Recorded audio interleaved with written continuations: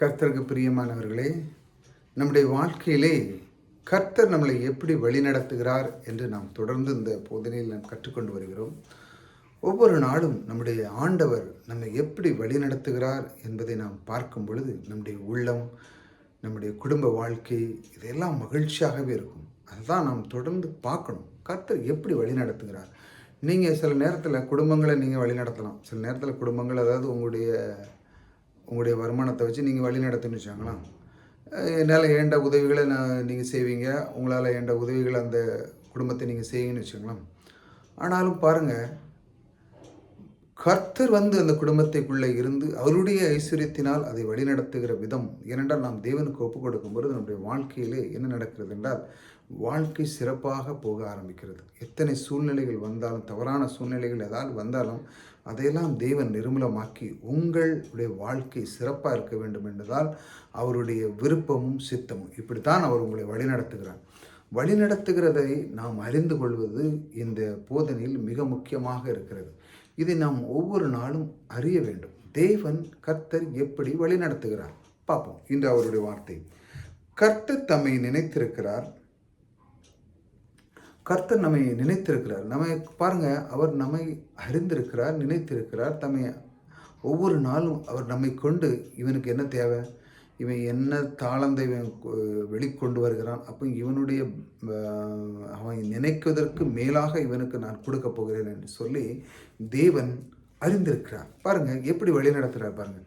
அவர் பாருங்கள், கர்த்தர் நம்மை நினைக்கிறதுக்குன்னா எப்படின்னா, இப்போ ஒருத்தர் பாருங்கள், சொந்த பந்தங்கள் இருக்குன்னா சிலவர்களை வந்து ரொம்ப நேசிப்பாங்க. அவனுக்கு நான் இது செய்யணும், இது பண்ணணும் அப்படின்னு சொல்லி வலுக்கட்டாயமாக வந்து செய்வாங்க. சித்தப்பா, பெரியப்பா, நான் உனக்கு செஞ்சுருக்கேன், நான் ஒன்று செய்யணும்னு வச்சுருக்கேன்ப்பா, உனக்கு ஒரு வண்டி வாங்கணும் தானே, ஒரு பொருள் வாங்கி தரேன். இதெல்லாம் வந்து எப்படி தெரியுமா,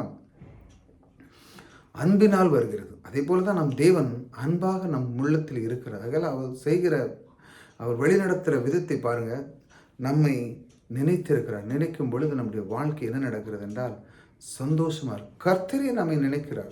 அதுதான் பாருங்கள், அவர் எப்படி அந்த வார்த்தையை கொண்டு வந்து நம்மளை எப்படி வழி நடத்துகிறார் பாருங்கள்.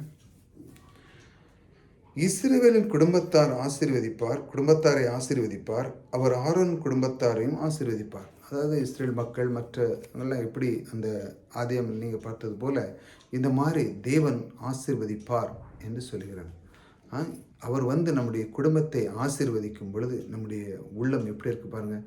நீங்கள் எல்லாருமே சில குடும்பத்தில் நீங்கள் பார்த்தீங்கன்னா, பழைய ஒரு 20, 40 வருஷத்துக்கு முன்னாடி பார்த்தீங்கன்னா, சில வீட்டிலலாம் கிராமங்கள்லாம் ஒவ்வொரு வீட்லேயும் 6, 7, 8 பிள்ளைகள் இருக்கும். ஆமாம், 6, 7, 8 பிள்ளைகள் இருக்கும். அவங்களுக்கு குறைவே இருக்காது. சாப்பாட்டுக்கு, துணிமணி ஒன்றுமே இருக்காது. அவங்களுடைய வாழ்க்கை ரொம்ப சிறப்பாக கொண்டு போகக்கூடியன எல்லா தாழ்ந்து. ஏனென்றால் அவர்களுக்குள்ள ஒரு ஒரு ஒரு ஒரு எண்ணம் என்ன இருந்ததுன்னா, கொடுக்குற குணங்கள் அவங்கள்ட்ட ரொம்ப உண்டு. ஆமாம், அந்த இதெல்லாம் நீங்கள் பார்த்தீங்கன்னா அந்த மாதிரி ஆட்கள், அந்த ஒரு 80, 70 அந்த முன்னுக்குள்ளே பிறந்த ஆட்கள்லாம் எதுவும் கொடுத்துருவாங்க. இப்போ ஒரு நிலம் இருக்குதுன்னு வச்சாங்களா, அந்த நிலம் எனக்கு வேணும் அப்படின்னா சும்மா கொடுத்துருவாங்க. எதுக்கு வச்சுக்க, இது உனக்கு தான் அப்படின்னு சொல்லி அதாவது அவங்க வந்து எல்லாமே அபகரித்து நமக்கு கொண்டு போக வச்சுக்கணும்னு வச்சு அவங்களுக்கு நல்லாவே தெரியும் இந்த உலகத்தில் நிரந்தரமானது ஒன்றுமில்லை. அதனால் இது நமக்கு கொடுத்த அந்த தாளந்தை நமக்கு கொடுத்த கர்த்தர், அதனால் நமக்கு மற்றவர்களுக்கு கொடுக்கறதுனால ஒன்று இல்லைன்னா அது எல்லாமே நமக்குடையது கிடையாது, ஏன்னா கர்த்தர் கூடியது. அதனால் அவங்க கொடுக்குற தன்மைகள் நிறைய இருப்பாங்க. நிறைய பொருட்களை கொடுப்பாங்க, சொந்த பந்தங்களை கூப்பிடுவாங்க, வாங்குவாங்க. இப்படி நிறைய விதமான காரியங்களை அவங்களுக்குள்ள ஒரு உறவை போன் பண்ணுவாங்க. இந்த மாதிரி செய்யும்போது அவங்களுடைய வாழ்க்கை அற்புதமாக வழி நடந்து கொண்டு இருந்தது. இது எப்படி இப்போ நாளடைவில் இது ஏன் இப்படி ஆயிட்டுன்னா, இப்போ யாருமே கர்த்தரையும் நேசிக்கிறதே கிடையாது, குடும்பத்தையும் நேசிக்கிறதே கிடையாது, சொந்த பந்தங்கள் நேசிக்கிறது கிடையாது, தாப்பம் பிள்ளை யார் எதுவுமே ஏனென்றாலும் இப்போ எல்லாமே என்ன நினைக்கிறாங்க, தொந்தரவு அப்படின்னு நினச்சிட்டாங்க. ஏன் கூப்பிடணும், அதுக்கு சாப்பாடு போடணும், அதை செய்யணும், இதை செய்யணும், ஒத்தியிலே இருப்போம், ஒத்தியிலே சாப்பிடுவோம், ஒத்தியிலே போவோம் அப்படிங்கிற நிலைமை. அதாவது சந்தோஷத்தை எப்படி பெற்றுக்கொள்ள வேண்டும் என்று அவங்களுக்கு தெரியல. அந்த காலத்தில் அப்படி தான் மகிழ்ச்சியாக இருப்போம், குடும்பமாக இருப்பாங்க, சித்தப்பா பெரியப்பான்னு குடும்பமாக இருந்து சந்தோஷமாக இருக்கும், மகிழ்ச்சியாக இருக்கும். அதாவது 4 நாள் தான் இருப்பாங்க, 5 நாள் விட்டு போனாலும் அழுதுட்டு போவாங்க. ஐயோ நான் போகிறேனே, அப்புறம் நான் வாரேன், ஒரு மாதம் கழிச்சு அப்படின்னு விட்டு போகிறதுக்கு பக்கம்தான் ஊரில் தான் இருக்கும். ஆனாலும் அவங்க மனம் வந்து பாருங்கள், அங்கேருந்து போகிறதுக்கு அந்த அந்த அன்பு அப்படி இருந்துச்சு. இப்போ அப்படி இல்லை. நீ வராத அப்படிங்கிற சொல்ல அளவுக்கு ஆகிப்போச்சு. ஃபோன் பண்ணி பேசினா இப்போ என்ன சொல்கிறாங்க, நீ வராத, நாங்கள் வெளியே போகிறோம், அதனால் நீ வராத அப்படின்னு சொல்லி காலம் இப்போ வந்துட்டு. இப்போ வராத, பிறகு 1 மாதம் கழிச்சு வா. ஏனென்றால் இப்போ அவங்களுக்கு தொந்தரவு அப்படிங்கிற மாதிரி ஆகிப்போச்சு. அப்போ அந்த இடத்துல என்ன நடக்குதுன்னா, தேவன் வழிநடத்துகிற விதம் முடியாமல் போய்விடுகிறது. ஆகையால் அவங்களுக்குள்ள மகிழ்ச்சி இல்லை. ஒருவருக்குள்ளே ஒருவர் தேவன் உண்டு பண்ண அந்த மனிதர்களுக்கு நீங்கள் அன்பே செலுத்தலைன்னா எப்படி? நீங்கள் என்ன அன்பு செலுத்துகிறாங்க? பணத்து மேலே அன்பு, பொருள் மேலே அன்பு, மற்ற இது மேலே தான் அன்பு. ஆனால் மனிதன் மேலே அன்பும் கர்த்தர் மேலேயும் அன்பு இல்லை. கர்த்தரை முழு மனதோடு, முழு ஆத்மாவோடு, முழு இதயத்தோடு நாம் கர்த்தரை அன்பு கூறுகிறோம். அதே போல் மனிதனையும் நாம் அன்பு கூறுவது. அந்த காலத்தில் அப்படி தான் அன்பு கூறி அவங்களுடைய குடும்பம் அந்த அளவுக்கு வழி நடத்தினார் தேவன். குறைவே இல்லை. 8 பிள்ளைகள் 9, இப்போ ஒரு பிள்ளைகளை வச்சுக்கிட்டே பிரச்சனைக்குள்ளே தான் இருக்காங்க. ஏனென்றால் அவங்களால முடியலை. ஏனென்றால் அன்பு இல்லை. தேவன் அன்பை செலுத்த சொல்கிறார். பொருள் மேலே தான் அன்பு வைக்காங்களே, மனிதன் மேலே அன்பு இல்லை. ஆகையால் என்ன நடக்குன்னா, அவங்களுடைய குடும்பத்தில் இந்த மாதிரி தேவன் உள்ளே வந்து வழி நடத்த முடியாத ஒரு சூழ்நிலையை உருவாகி விடுகிறது. என்றால் அன்பு இருக்கிற இடத்துல தேவன் உலாவுகிறார்.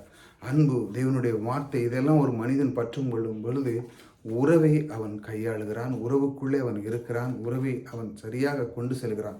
இதைத்தான் தேவன் சொல்கிறார் பாருங்க. இந்த மாதிரி குடும்பத்தை அவர் ஆசீர்வதிப்பார். எப்படி ஆசீர்வதிப்பார்? ஆரோன் குடும்பத்தாரும் இஸ்ரேல் குடும்பத்தாரும் எப்படி ஆசீர்வதிப்பார்? குடும்பத்தாரையும் ஆசீர்வதிப்பார். அப்படின்னா குடும்பத்துக்குள்ளே நம்ம ஐக்கியம் இருக்கணும். அப்படி தானே? குடும்பத்துக்குள்ளே சித்தப்பா பெரியப்பா எல்லோரும் சந்தோஷமாக ஒரு குடும்பத்துக்குள்ளே இப்போ எப்பமாடு ஒரு திருமணங்கிறதான் வரும். அதுவும் குறைஞ்சிட்டு. எப்படி? டைரெக்டாக ஹாலுக்கு போயிடுவாங்க. வீட்டுக்கு வர்றது கிடையாது, இப்போ வீடை பார்க்க கிடையாது, ஒன்றும் கிடையாது. அந்த அளவுக்கு போயிட்டாங்க. பேசுகிறதே கிடையாது. இப்போல்லாம் பாருங்கள், ஃபோனில் அன்லிமிட்டெட் காலாக இருக்குது, ஆனாலும் பேச மாட்டாங்க. முந்தி அப்படி இல்லை. ₹1 போட்டு பேசுகிற காலம் உண்டு. எஸ்டிடி பேசின காலம்லாம் அதெல்லாம் ரொம்ப கேட்கும்போது ஒரு இனிமையாக இருக்கும். ஐயோ, அப்பாவுடைய குரல் கேட்கு, அம்மாவுடைய குரல் கேட்கு, அக்காவுடைய குரல் கேட்கு. இப்போ அப்படி இல்லை. இப்போ பேச முடியும், ஆனாலும் பேசக்கூடாது. தொந்தரவு. ஏனென்றால் இப்போ எல்லாமே என்ன, பிரச்சனைக்குள்ளே மாட்டிட்டு கிடக்காங்க. அன்பு இல்லை. அன்பு இல்லாதனால பிரச்சனைக்குள்ளே மாட்டிட்டு கிடக்காங்க. ஆகையால் இந்த மாதிரி தேவன் சொல்லுகிறார், இந்த குடும்பத்தை ஆசீர்வதிக்க வேண்டும் என்றால் அந்த இடத்துல நீங்கள் அன்பு இருக்க வேண்டும். உங்களை நீங்கள் அன்பு கொடுக்கும் பொழுது தான் நீங்கள் பொருள் மேலே அன்பு, பணத்து மேலே தான் நீங்கள் சார்ந்திருக்க வெளியே மனிதன் மேலே சார்ந்திருக்கு. நீங்கள் அன்பு செலுத்தும் போது தேவன் எல்லாத்தையும் ஆசீர்வதிக்கிறார். ஆகையால் ஒவ்வொரு நாளும் நீங்கள் குடும்பத்தை நீங்கள் எந்த அளவுக்கு குடும்பம் உங்களுக்குள்ளே வர வேண்டுமானால் உறவாடுவதன் மூலமாக தான் உறவை நாம் பெற்றுக்கொள்ள முடியும். ஆகையால் இந்த மாதிரி ஒவ்வொரு நாளும் நம்முடைய குடும்பத்துக்குள்ளே நீங்கள் ஐக்கியமாக இருக்கும் பொழுது இந்த ஆசீர்வாதத்தை தேவன் வழி நடத்துகிறார். இப்படி தான் கர்த்தர் ஒவ்வொரு நாளும் குடும்பத்தை ஆசீர்வதிக்கிறார், உங்களை நினைக்கிறார், இப்படி தான் உங்களை வழிநடத்துகிறார். தேவன் வார்த்தை கொண்டு வழிநடத்தி இதையெல்லாம் நாம் கையாளும் பொழுது நம்முடைய வாழ்க்கை மிக சிறப்பாக இருக்கும். கர்த்தர் எப்படி வழி நடத்துகிறான்னு பார்த்தீங்களா? இதைத்தான் நம்ம தொடர்ந்து பார்ப்போம். ஓகே, ஒவ்வொரு நாளும் நம்ம இந்த கர்த்தர் எப்படி வழி நடத்துகிறார், அப்படியே வார்த்தை, சின்ன சின்ன வார்த்தையை நீங்கள் பற்றி கொள்ளுங்கள். புதிதாக சப்ஸ்கிரைப் பண்ணிச்சாங்க. தொடர்ந்து சின்ன சின்ன ஒரு 2-3 நிமிஷம் நீங்கள் பார்க்கறதுனால உங்களுடைய உள்ளம், அதாவது நீங்கள் கேளுங்க, கர்த்தர் இப்படி செய்கிறாரா அப்படிங்கிறது உங்களுடைய உள்ளத்திலே ஆழமாக பதியும். அது உங்களுடைய வாழ்க்கையிலே மிக சிறப்பாக இருக்கும். கர்த்தர் உங்களோடு கூட இருக்கிறார். கர்த்தர் உங்களை ஆசீர்வதித்தார்.